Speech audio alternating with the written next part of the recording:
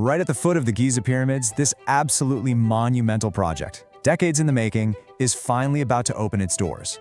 We're talking about the Grand Egyptian Museum, or GEM, and it's set to be the largest archaeological museum on the entire planet. But you know, this billion-dollar marvel, it didn't start with a blueprint. It actually started with a single, stinging insult.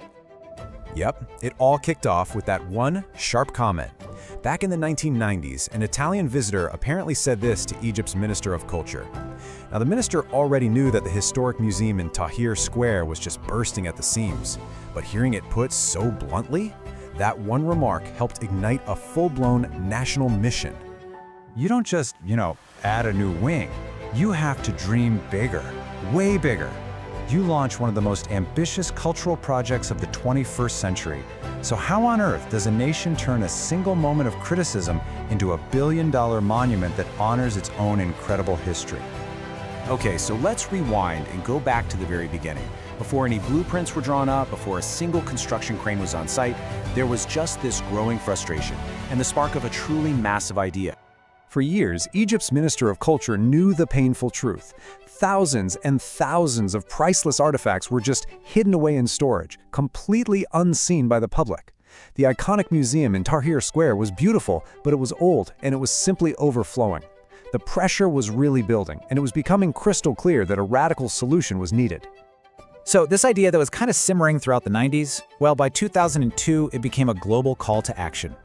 Under UNESCO sponsorship, a huge international design competition was launched. Get this, it drew over 1,500 entries from 83 different countries. An Irish firm ended up winning, and by 2005, the first foundations were being laid. The dream was literally becoming concrete. But of course, getting from a winning design on paper to a finished building is never, ever that easy. This next part of the story, it's all about immense ambition, some truly staggering numbers, and just incredible perseverance through decades of challenges. First, let's just talk about the money. The final cost for this thing soared past the $1 billion mark. I mean, to put that into perspective for you, that's more than it cost to build the Burj Khalifa. This wasn't just about putting up a building. It was a monumental national investment in protecting and sharing a global heritage for generations to come. And the physical scale, it's just as mind-boggling. The entire campus covers 490,000 square meters.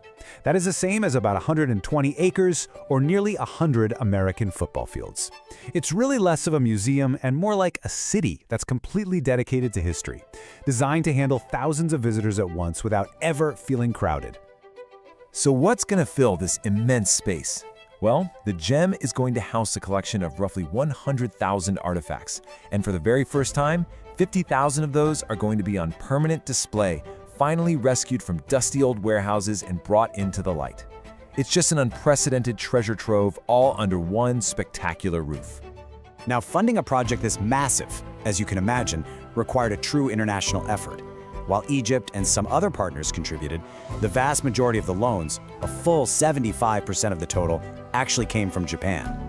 This global commitment just shows you how important Egypt's heritage is to the entire world. And the resilience it took to build this museum is just incredible.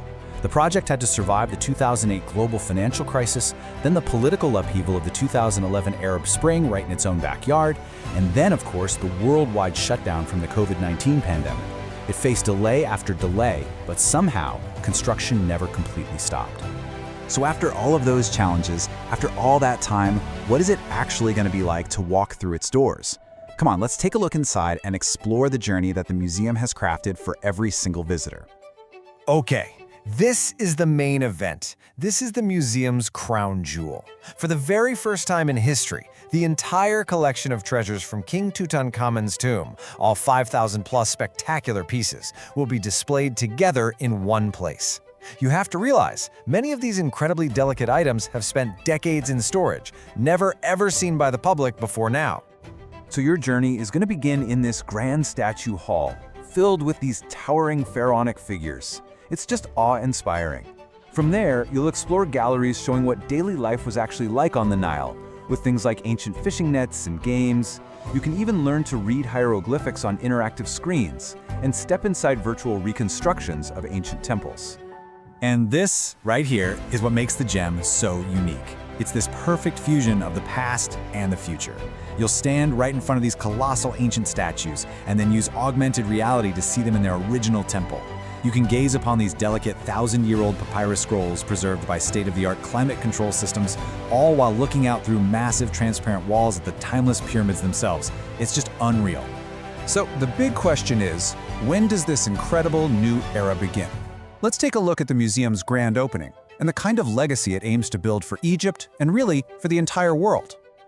All right, you might want to mark your calendars for this. The official, monumental opening ceremony, which is expected to have world leaders in attendance, is set for November 1st, 2025.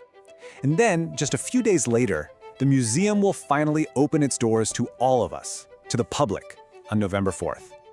Now, the economic impact is expected to be huge. Projections are showing a potential 30% boost in tourism revenue for Egypt.